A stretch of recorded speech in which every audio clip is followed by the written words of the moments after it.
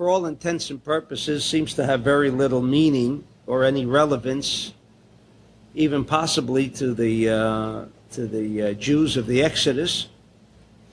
And I'm referring to the first parashah, first section of Numbers, which is also referred to as Numbers, in chapter 2.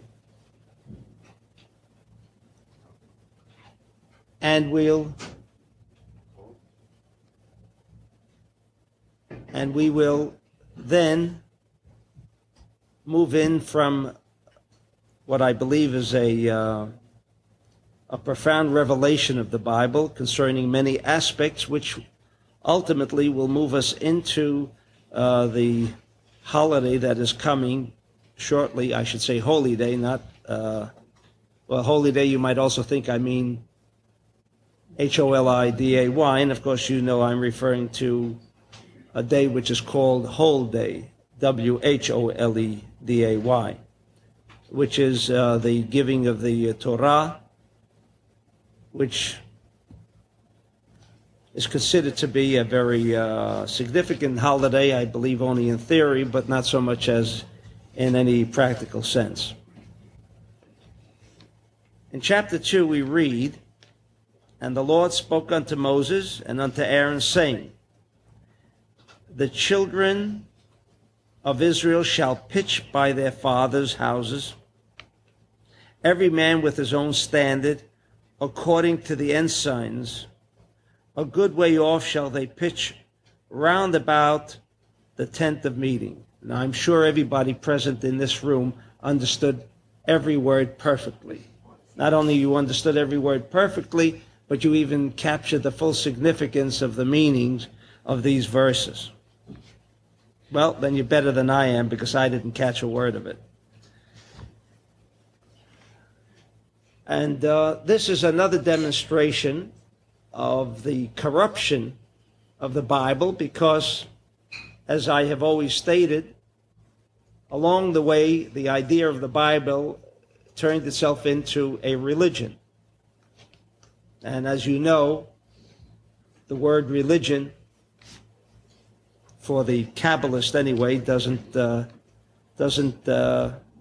carry any weight or any meaning. But rather that the Bible is a cosmic code, and for reasons known to most of you, the Bible is concealed, and therefore it's called the cosmic code, and that it was left to the Zohar and the other Kabbalists to decipher and reveal that which is hidden beneath the literal words of the Bible. So we shall go and take the words and try to understand them as they are truthfully written. It says, Ish al diglo. It says a man with his flag. Now, what is the significance of a flag? While we know all countries of the world display a flag, cities display flags, where did the custom come from? And furthermore, what does it indicate? If nothing more, this is what I represent. Then why is it in the form of a flag?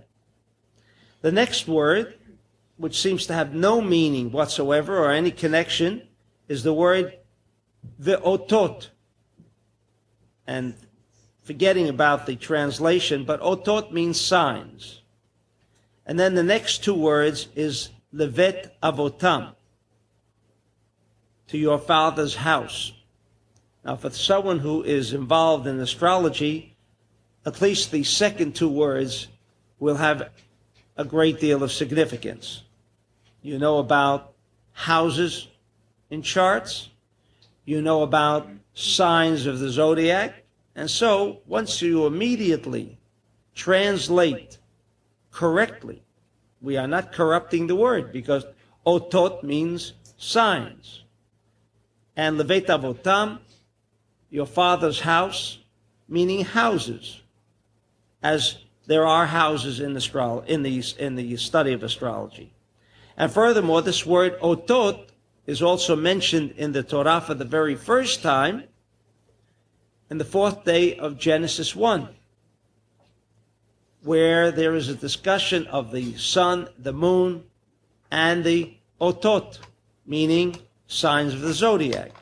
Consequently, what this parasha, which, as I say, appears to be very insignificant only because there are so little commentaries on this particular section of the Torah, and it was really left to the Kabbalist, or more specifically Rabbi Shimon, to decipher the internal meaning, and consequently to provide us with further knowledge by which we can not only access into the awesome power of the cosmos, but maybe even begin to understand all that is around us, to understand how I can become master over my own destiny. And this is really what this entire section is about. It then goes on to say and state,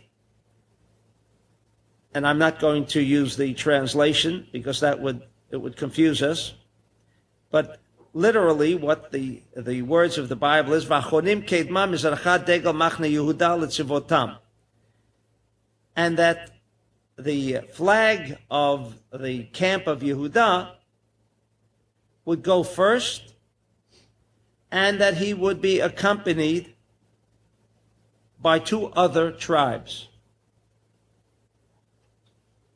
What that obviously means, from a Kabbalistic point of view, we know what Mizrach means. It's a code word. It means the east.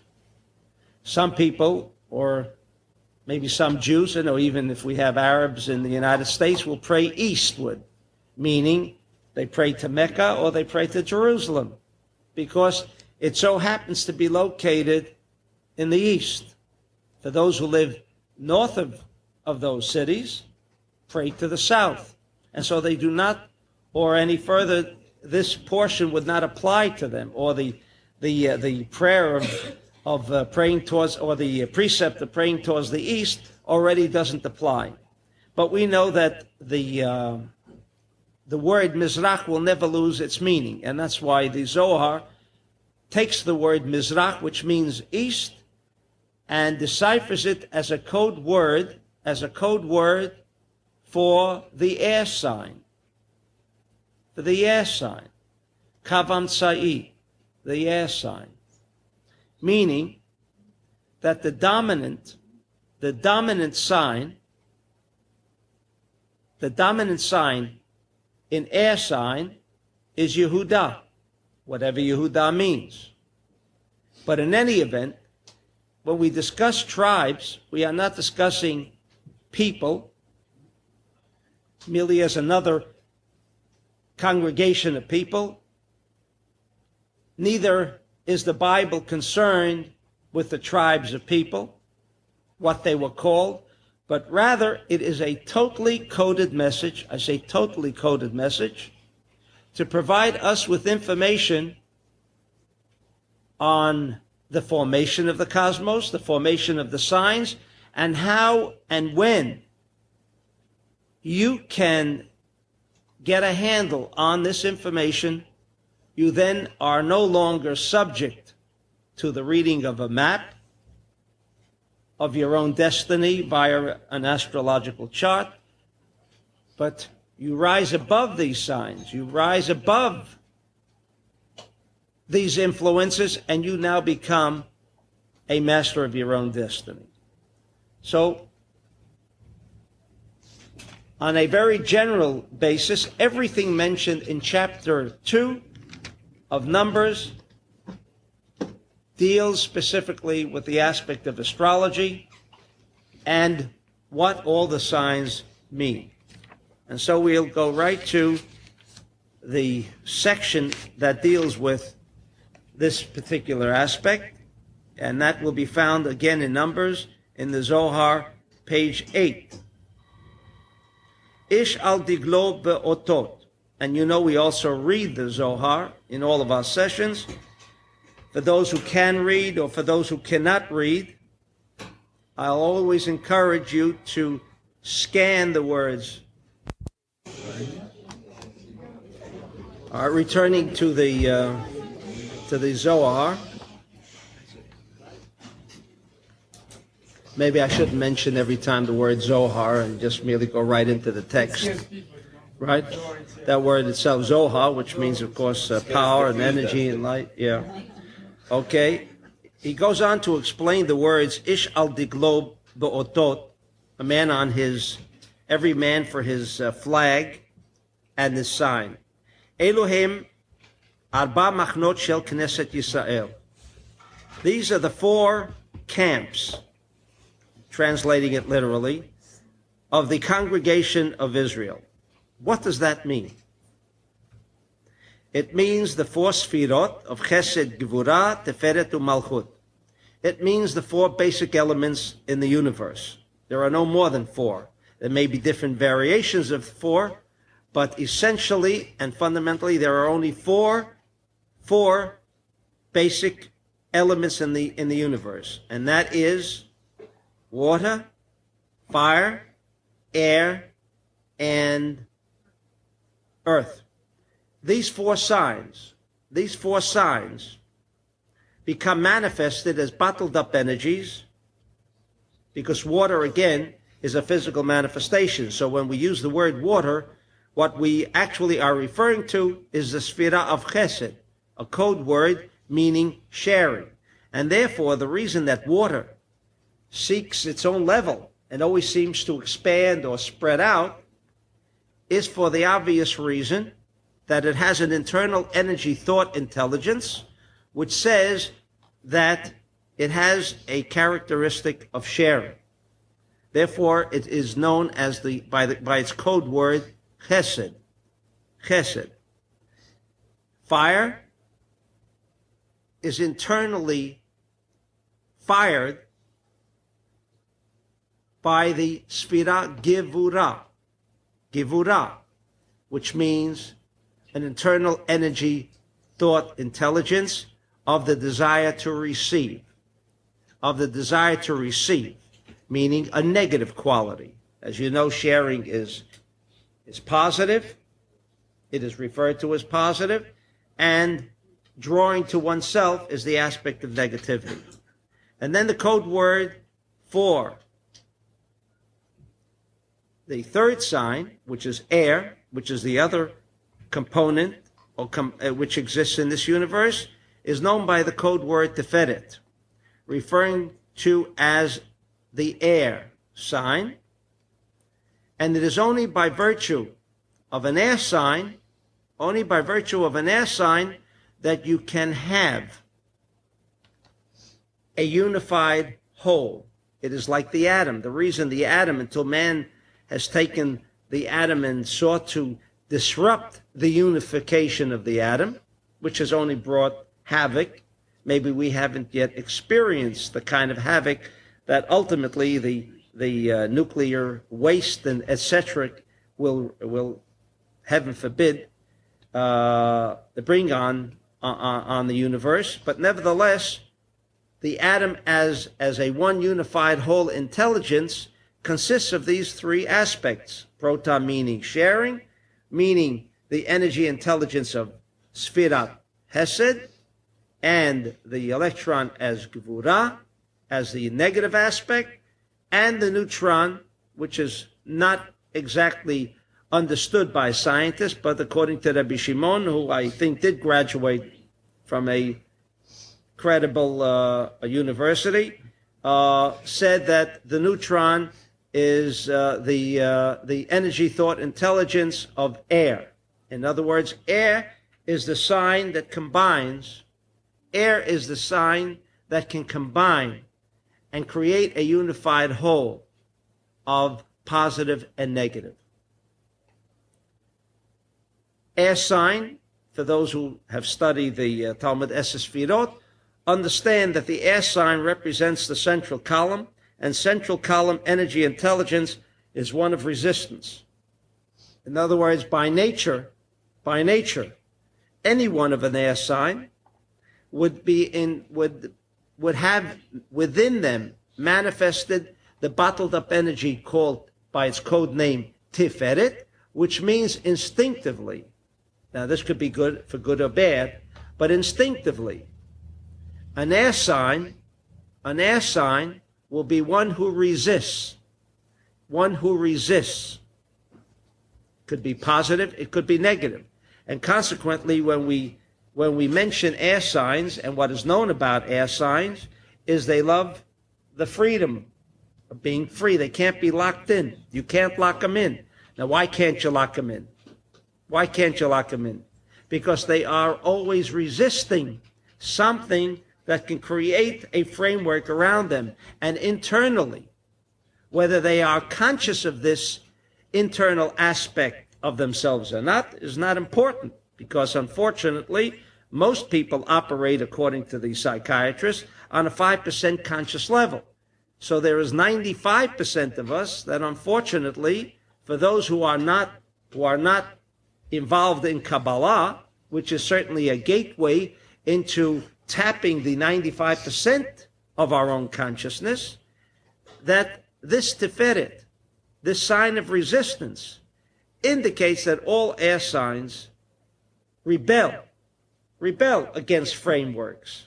On the contrary, they love to bring together positive and negative and create the framework of which these two will be included within their framework. But take an air sign and try to put them into one of the other, you've got bedlam. All right? Now, these four signs, and of course earth is man. Earth means man, meaning the recipient of whatever is flowing in the cosmos. That's the earth sign. Therefore, earth signs are stationary. They love where they are, hate to move, don't upset them. And as we've discussed this many, many times again, they are the signs that wherever they are, as bitter as it might be, as long as you don't pull the rug from under them, everything is fine, although it could be second hell, but it's beautiful. As long as you don't move the rug away. What's that? What are the earth signs? The earth signs are Shor, meaning Taurus. The next one is Betula, yeah, Michelle. But he also... It fits his character. That's right. Yes, he's a little air too. All right. And Betula, which is Virgo, and of course the heavy earth sign is Capricorn. How about the air signs? The air signs, for those who are not familiar, will be Gemini, which we are now entering. And we have entered, according to the sun sign, we have entered into the influence of Gemini. And tonight, from the moon aspect, tonight, we have entered into the domain of Gemini from the moon point of view. From the moon point of view. Also included is a Libra. And watch out for Libras. You've always got to watch out for Libras. I'm telling you from my own experience, watch out for Libras. They go so fast you can't catch up with them. Can't catch up with them. I have to tell my wife all the time. I says, don't give me so much at one time. It's too fast. They're too fast. She's Libra. Difficult. Watch out. And the third one of whom they subscribe most mental institutions, because most of the third air sign, which is Aquarius. Now this again, we are here all studying Zohar, and therefore we understand that when we're through tonight, we will rise above the influences. So nothing is really going to affect us. Somebody has to work twice tonight, I guess. Okay. All right? Now, the Zohar goes on to say, and giving us some more code names, because if you learn conventional astrology, I can assure you it becomes quite confusing. You know, it's like, and I'll refer to air sign of Libra, only because I'm a little more familiar with it. With all the experience, you learn from experience. You're sharing something in common. Yeah. I know. That's why we have this dialogue usually. A Libra is one that sees both sides of the fence very clearly, but so clear to the extent that they can never make up their minds. See how clear it is? It's so clear they can't make up their minds. But that seems to be a little contradiction, because when anyone can observe a total frame of an aspect, meaning all of the positive qualities, all of the negative qualities, I would then be led to believe that a decision should be a lot easier to come by, because everything is seen within, you're focusing in on everything that's included within this frame of reference. Why can't they make decisions? Why can't they make decisions?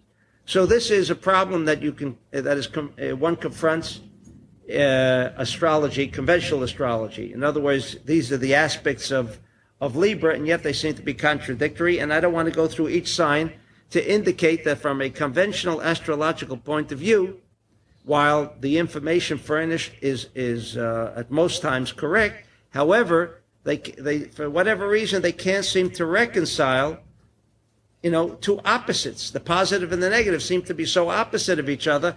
How can one who cannot make a decision see everything? If he saw everything, he should come to a conclusion very simply. So the Zohar reveals another aspect. You remember now we have discussed water, let's say as a positive sign, as the sharing sign. We have another name for it called Chesed. It's the code name.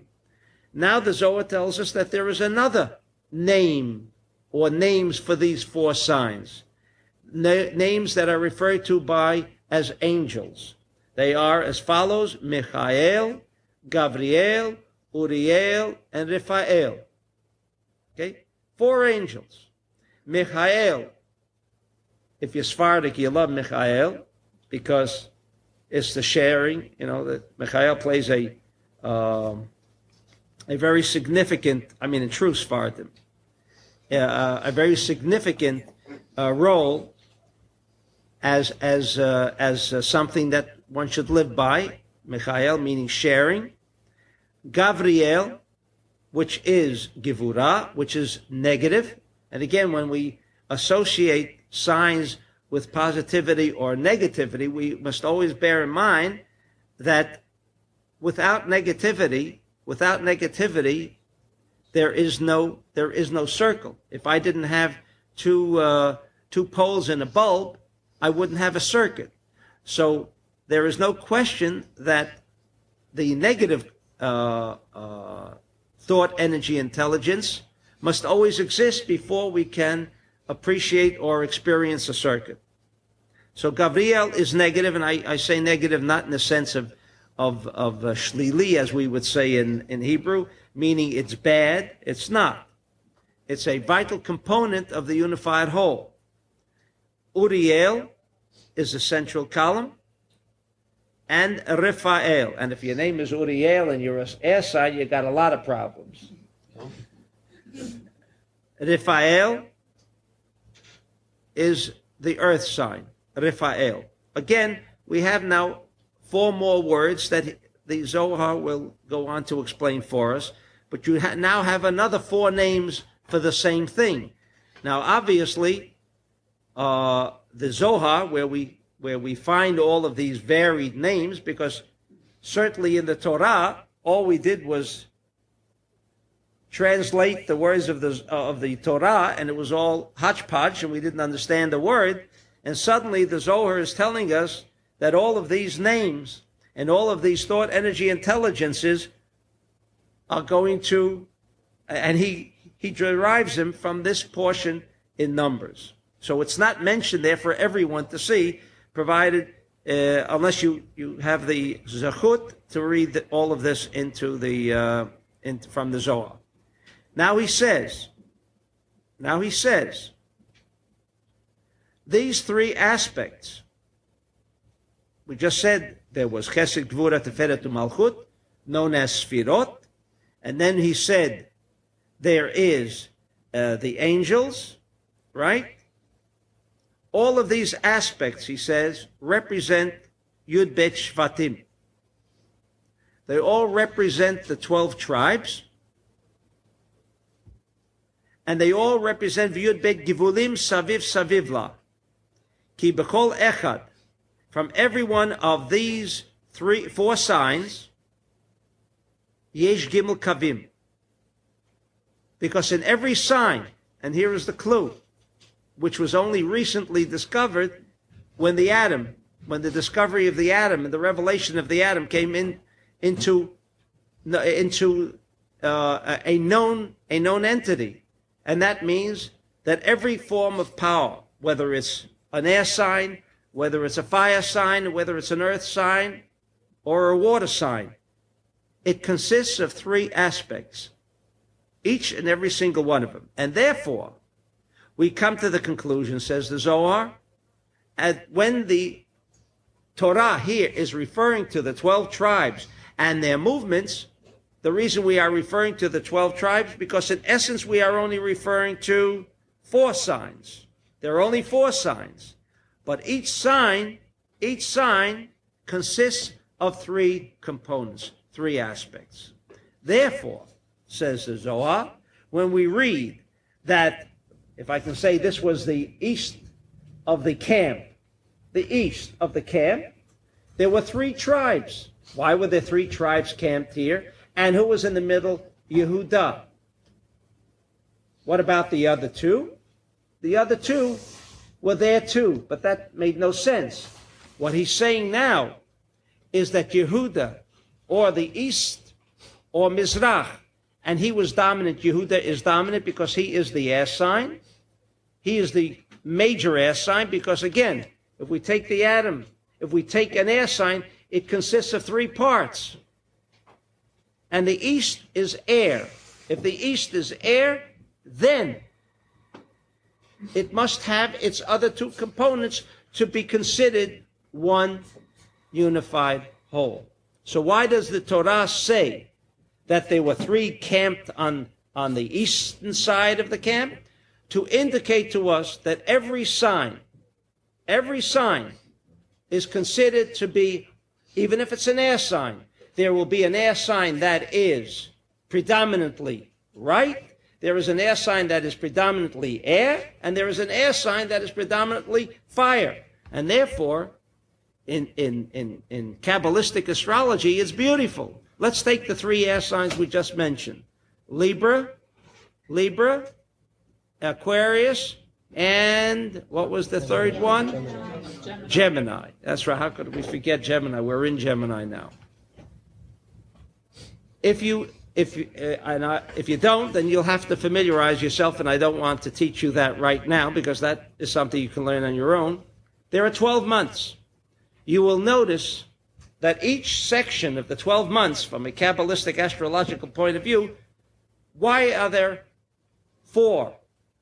The 4 represent the Tetragrammaton, the most powerful channel by which we can control the cosmos. In fact, it's the only way you can control the cosmos. If we're referring to rising above the influences of the planets, if we're discussing rising above the influences of the signs of the zodiac, you must, as we will shortly learn again in the Zohar, you must have this kavanah. Kivun means you must know the structure of the universe, because as long as you do not know the structure of the universe, you cannot connect to these energy intelligences, because they are there for your bidding.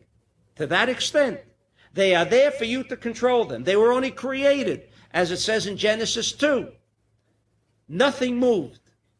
The plants were fossilized. Animals didn't move. The heavens didn't move. There was no rain. Nothing. The sun didn't shine. The moment man appeared, everything started moving. Why? To indicate to us that man is, in truth, the center of the universe, and he controls not only his own destiny, which he doesn't control for most people, but that he can also control the entire universe. The entire universe.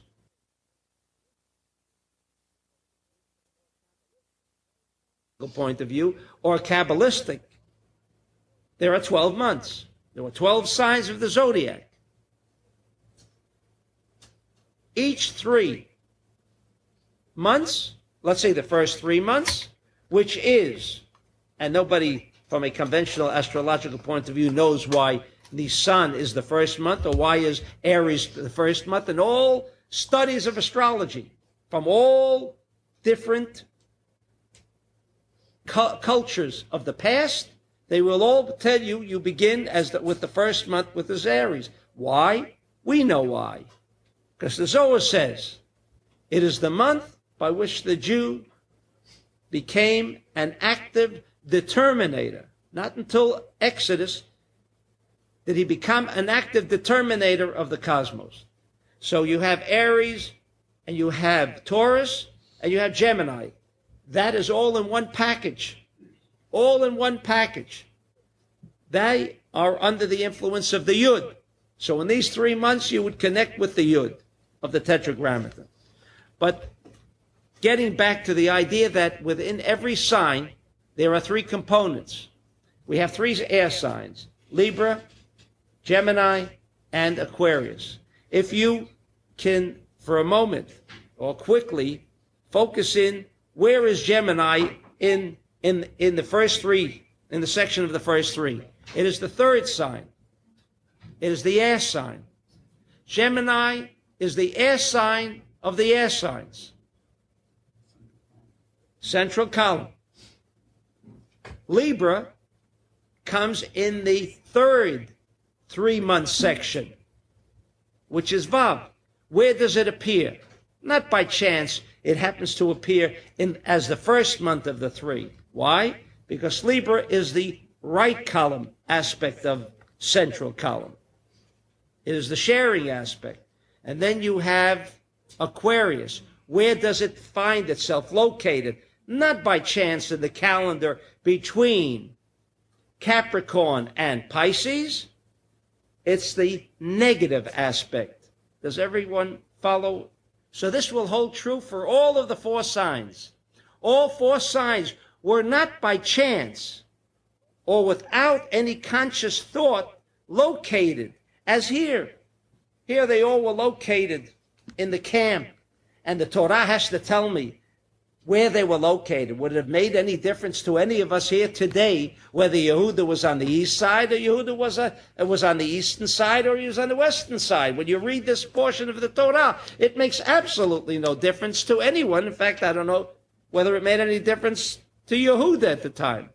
But if we understand that when we're discussing positions, it is to teach us that Yehuda was on the eastern side because they represent, or he represented, that Kavam Seir. Now, why were the 2 other tribes placed, says the Zohar, next to them?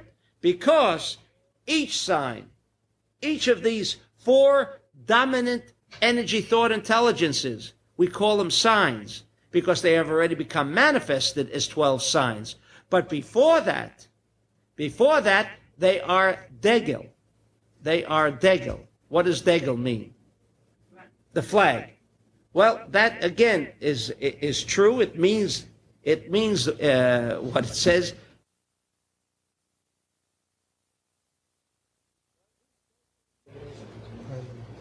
Right? However, this Degel here represented 3 tribes. Remember, there were only 4 flags, 1 for each side. 1 for each side, to tell us that right, left, and central, because we have 3 tribes. Now you're going to have to recall whatever we've already stated.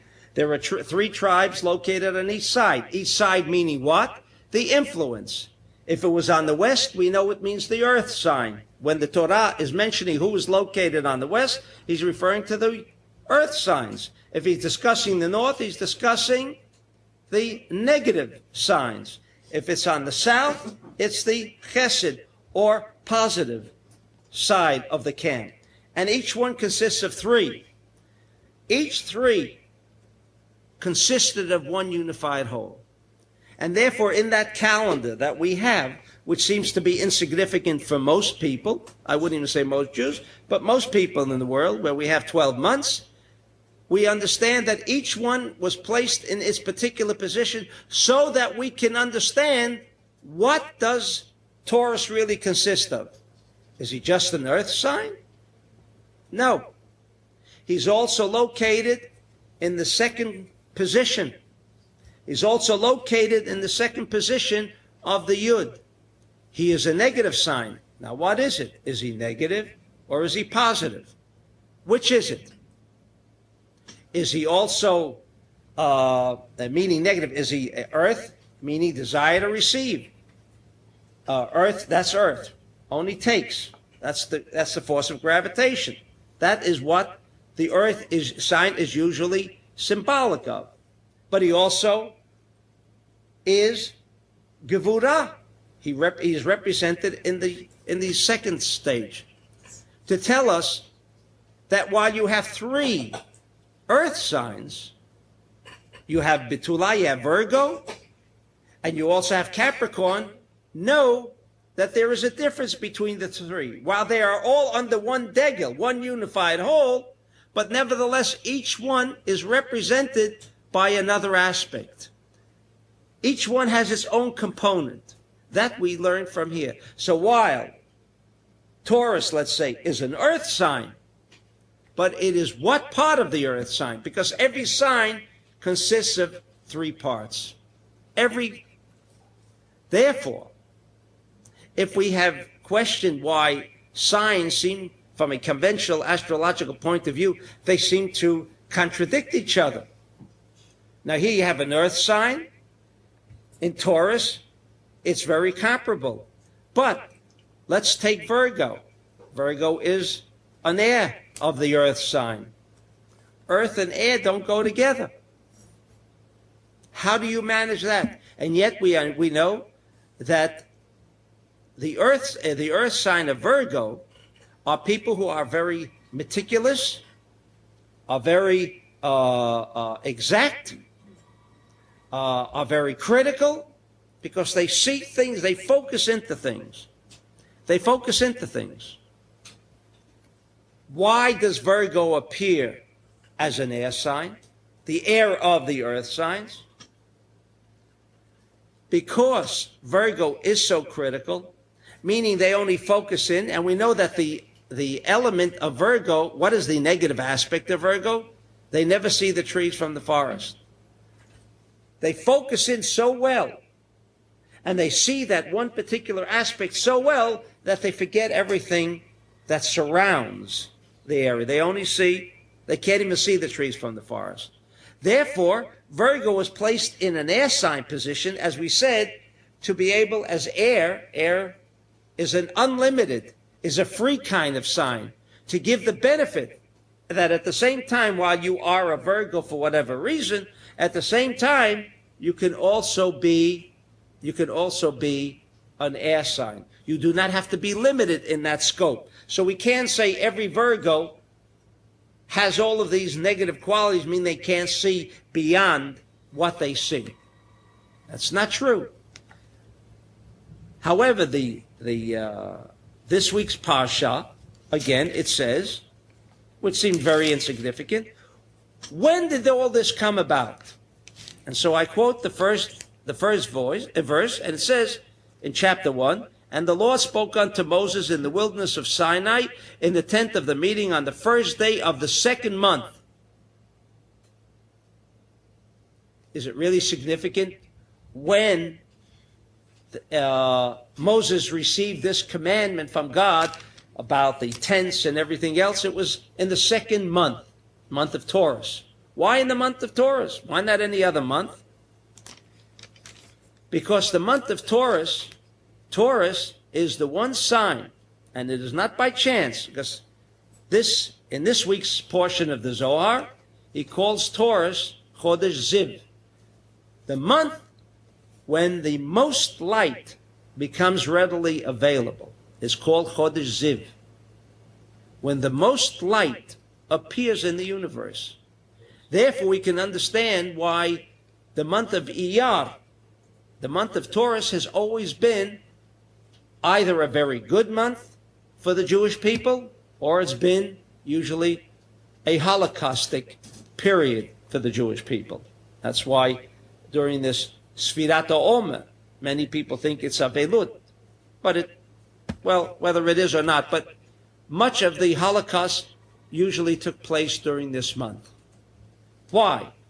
Because it's so powerful a month, and if you don't tap and connect, it's like a live wire that's present, and if you don't know how to contain that energy, you get burnt out. But what is the significance of Taurus? Because it's an earth sign, and earth is negative, and it's also the second month, meaning it's Gevurah, meaning there is such consistency there. Whereas if you notice, we just said, let's say about Virgo. I hope I'm not going too fast for you, but Virgo, we said, was an earth sign, and yet where is it located in the constellation? As the air sign of the earth signs. Air sign, there's a conflict. In Taurus, there's no conflict. In Taurus, there's no conflict. In no other sign do you have such a perfect consistency as you will have in Shor. In Shor. Even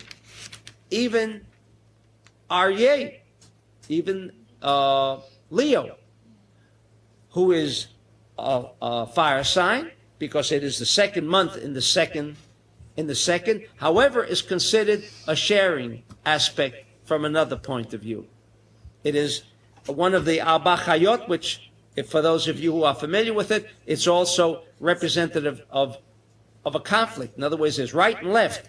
The Taurus sign has a degree of consistency, and therefore it is called by the Zohar. For those of you who wish to refer to it, it's on page 3 of the Zohar in this week's Parsha. Hayu b'echod l'chodesh hasheni b'shan hashenit, v'chodesh hazeh nikra chodesh ziv.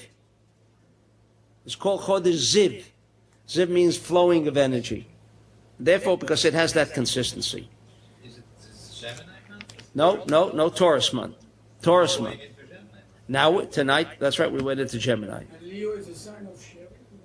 That's right, it has both consistencies. Therefore, don't ever take the rug away from the Taurus, because it's all so comfortable. He's right there where it all comes, right? What's wrong? Is anything wrong? Even if it's all hell breaking loose, but why? Is there anything wrong? That is the... So what is the rising sign? It could be a Libra, and yet you are influenced by another. Okay, that's right. Now you remember we said we have different code names for the same thing. Now we're getting a picture that within each sign, says the Zohar, you can't take the sign just as it is. You must look at its position. And why was it put into that position? Because it also consists of that. If it's a Virgo, it can be Earth, and yet it could be the air sign of it. Now, there's another subdivision within the month itself, within the sign itself? Then there are subdivisions in the month, which we won't go into now, because it's not dealing with that. Too complicated. No, it's not complicated at all. It's only complicated if you don't know it. But that's right. But it's not complicated. Okay? All right? Now, you remember we discussed this idea of praying to the east, praying to the west. Now we understand that these four directions, we have Michael. Remember we asked, why do we need angels now? Names of angels. What does that indicate for us? Why does there have to be angels? The angels are code names. It says Michael. Says the Zohar, Michayel liyamin shehu darom. It's the southerly direction. In other words, the southerly direction is governed by Michael. What is the southerly direction? Chesed. How do I know it's Chesed? Because Michael is the right column of the angels. It's only a code name to tell us that he rules in Darom. Where does he rule? In Darom, in the southern part, anything that's south. Anything that's south. In other words, where I'm standing, to the south of me is where you can tap energy of Chesed. And however you're going to be praying, if you don't have these ideas, because we're shortly going to understand why we're praying to the east, and not that because the Bet HaMikdash is in the east is the reason why we pray to the east, because we know from a Kabbalistic point of view, no effect ever determines the cause. In other words, if the Bet HaMikdash is something of a corporeal matter, it means there must have been another metaphysical, conscious thought level that determined why the Bet HaMikdash would be in that location. But not because it's there and therefore we pray to it. Who's determined the focusing point? I mean, who's to say where is the south? And where's South, we always know what south means. It's always in that direction where the sun is at midpoint. At midpoint is south. But if you don't take Mizrach first, then you direct Mizrach is first. That's correct.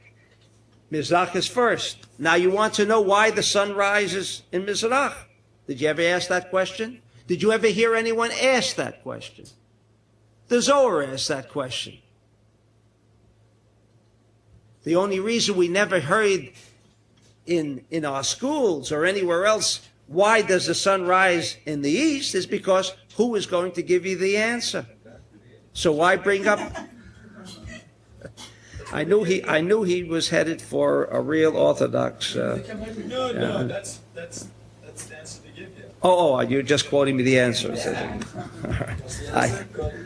Okay. You know, Rabbi, I've been in schools where the Torah is on the west side. What's that? I've been into schools where it's not on the east, it's on the west. Right. Well, they even have synagogues that you pray to the north. Is there reasons for this? Or that they just didn't do it correctly, or what? Well, I know there are many synagogues that it simply would be architecturally unwise, you see, to pray towards the east. So they wanted everyone to be praying towards the Torah, right?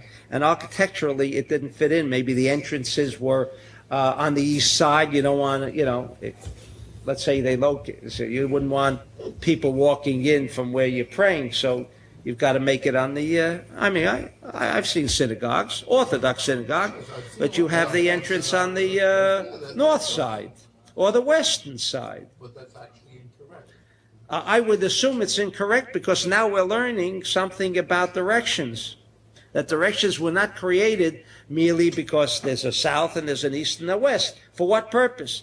Now the Zohar is informing us that this business of encampment, telling us where they were encamped, is to tell us the significance of directions. That directions are thought, energy, intelligences. And so when we're going to pray, as we will shortly learn, to the east, there's going to be a reason. And that reason is going to tell us why the sun starts, why it rises in the east, why all physical manifestations arose the way they did is because thought, energy, intelligences, unseen, but like man, whose thought, energy, intelligences direct his activity. No, only an imbecile would perform an activity without prior thought. So is it with the universe. Before things became established in this corporeal fashion, there was a thought, hopefully there was a thought, energy, intelligence, because anyone in his right mind couldn't figure out how, while man may be unstable and his environment is unstable, but you look up to the heavens and everything seems to be working pretty much in order. So there is stability. Now, there cannot be any stability if there was not a prior thought, energy, intelligence. We know that from our own experience, that even sometimes where there is thought, energy, intelligence, we still mess up the situation or the progress of what we want to do. That's with all of this thought, this great thought of mine. Now, if we see something that has become so firmly established and remains that way long before we were here and long after we will be here, it seems there will be no changes in the heavens. So there must be a prior thought, energy, intelligence. What is that prior thought, energy, intelligence? Known as directions. Why things are located where they are. Why the United States is located even here. And why Israel is there. Why anything is where. Was it all by chance? No. What draws people here? I discussed that more fully in Wheels of a Soul. In other words, why are people drawn to certain areas and not to certain areas? Why are certain people drawn to certain areas and not to other areas? Is it all by chance? We seem to be so robotic in most things, and in this thing we're not robotic. I believe the psychiatrist is right. By and large, most of us behave in a robotic consciousness manner. We operate with 5%. Can you imagine all of the undertakings, getting married, opening up businesses, doing things, and we're operating with a 5% energy intelligence? It's frightening. And maybe that's why there's so much trouble, because people have not been capable of accessing themselves into maybe the 95%. And so we must live only by experience. But who learns by experience? Don't we make the same mistakes over and over again? So now the Zohar is revealing for us that the word Michael is liyamin. What does that mean? Liyamin, right? Darom. In other words, the southerly direction has a thought, energy, intelligence of sharing. And I must say, from my own personal experience, in my research, I have found that the people from the southern hemisphere are more in a tranquil, serene, sharing kind of mental attitude than those from the north. Now you know why.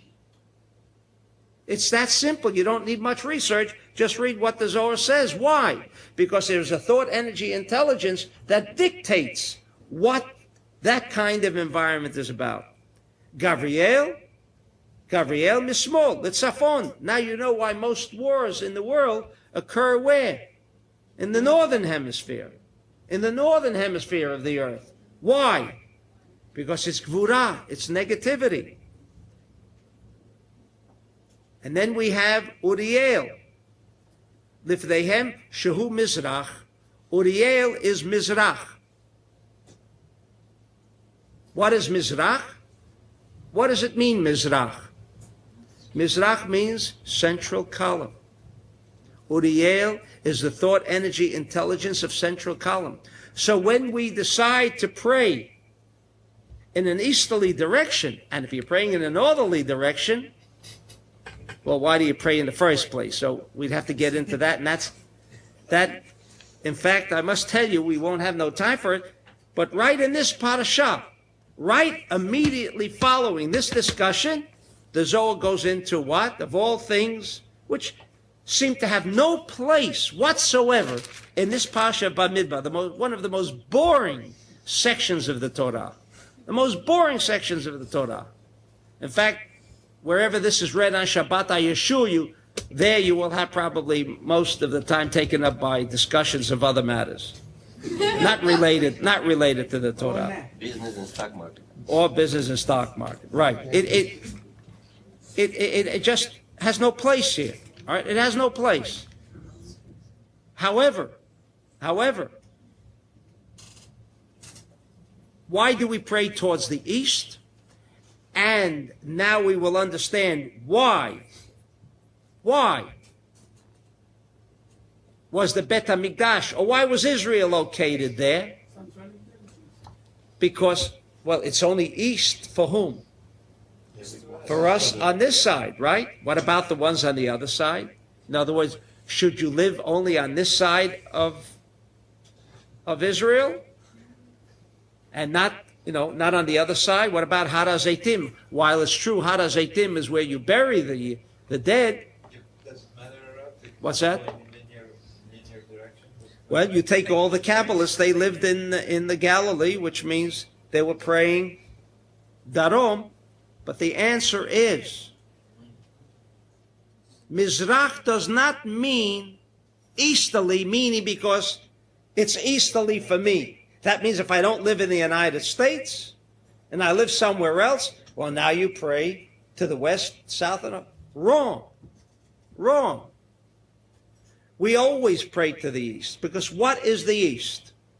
What is the east significance? Says the Zohar, Uriel. What does Uriel mean? The energy intelligence of the central column.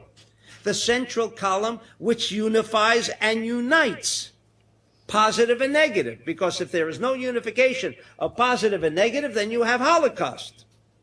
If you have fragmentation, you have separation, you have destruction.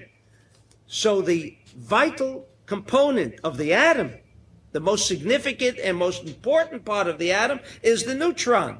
It is what keeps that electron moving around, almost coming to beat down the proton. Never seems to manage it. If you see pictures or read about the atom, that electron keeps moving around and almost gets close, but never there. Something pushes it back. What pushes it back? The thought, energy, intelligence of restriction. And it is not by coincidence that, for better or for worse, we are called Am Segula, the Jew. I mean the real Jew, because according to the Zohar, there are different kinds of Jews around the world. There are the ones that are despicable. There are the ones that are called the Erev Rav. And then there are some nice Jews. Maybe it's in the minority, maybe it's in the majority. I'm not measuring. But nevertheless, there are different kinds of Jews around. And we are called the Am Segula. From the word Segol, says the Zohar in this week's Parsha. Segol, the 3 points, if you know the Hebrew vowels. Segol is three dots. So praying to the east, and why the Bet HaMikdash is located not in the east, it's located where the energy center of Kavam Sa'i, of the central column, is located. Where is it located? In Jerusalem. And therefore, the physical Jerusalem, holy temple was located there only as a corporeal channel, a physical channel by which we can connect, not to the east, west, to the aspect of what they represented from a thought, energy, intelligence, central column. So when we pray to the east, no matter where you are, you're not praying to the east, you're praying to what east consists of. What is it? Says the Zohar, east is central column. East is known by its coded name, Uriel. And Uriel is the Malchut, our level of thought, energy, intelligence. Raphael la'achoreihem shuhu marav. And when all of this is done, when you have prayed, when you have connected to the central column, after, and don't touch energy. Does anyone ever want to connect with live energy? Or would you want to connect with tempered energy? The bulb is only useful provided it has a circuit of energy. If it does not have a circuit of energy, it is not only sometimes not useful, but it can also be harmful. It can blow. Pieces of glass can fly and so forth. So or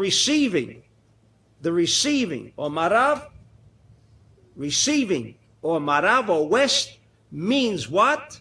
What does west mean? It means after you have established a unified whole of the 3 components, then you can draw the energy. Then you act like the earth signs. What does earth sign mean? Gravitation. Because all of the goodness, all of the real goodness in the world, I say the real goodness, not the stuff that is novelty that wears off in a day or two or three, but the real stuff that lingers on can only be had by exercising the central column. So when we are told by halakha to pray east, those who are in the north pray also towards the Bet HaMikdash, because that is supposedly the energy center. But the idea of praying east means praying to tap the kind of energy of central column, which the holiday of Shavuot deals with, which is what Shavuot, this holiday, which will come in a couple of days, is all about, and we'll move into that right after our break.